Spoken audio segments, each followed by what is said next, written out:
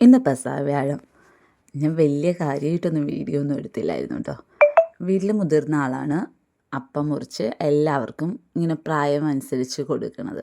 ഞങ്ങൾ അപ്പച്ചൻ മുറിച്ചു എല്ലാവർക്കും, അമ്മച്ചിക്ക്, ടിൻചേട്ടന്, എനിക്ക്, ഡാമിക്കുട്ടിന്, പിന്നെ ഡേവിഡുട്ടിന്, അങ്ങനെ ഓരോരുത്തർക്കും പാനിൽ മുക്കി അപ്പം പാസ് ചെയ്യുകയാണ് ചെയ്യണത്.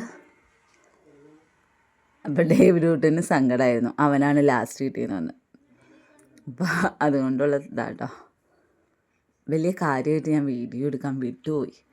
പിന്നെ കിട്ടിയത് വെച്ച് ഞാനൊരു ഷോർട്സ് ഇടാമെന്ന് വിചാരിച്ചു. അപ്പം എങ്ങനെയാണ്, എല്ലാവരും പെസഹ അപ്പമൊക്കെ മുറിച്ചോ? പെസഹ അപ്പം ഉണ്ടാക്കാനും എളുപ്പം. അമ്മച്ചി അതൊക്കെ സെറ്റാക്കി. പാല് ഞാൻ ഉണ്ടാക്കിയിട്ടാ. പാലിൽ ശർക്കര, ഏലക്കാപ്പൊടിയും കൂടി ഒക്കെ കുറുക്കി, പിന്നെ ഇത്തിരി അരിപ്പൊടി, പച്ചരിപ്പൊടി ഇട്ട് കുറുക്കി എടുക്കുകയാണ് ചെയ്യണം. ഞങ്ങൾ ഇരുമ്പനത്തൊക്കെ കറുത്തപ്പം ഉണ്ടാക്കും, ശർക്കര ഇട്ടിട്ടുള്ള.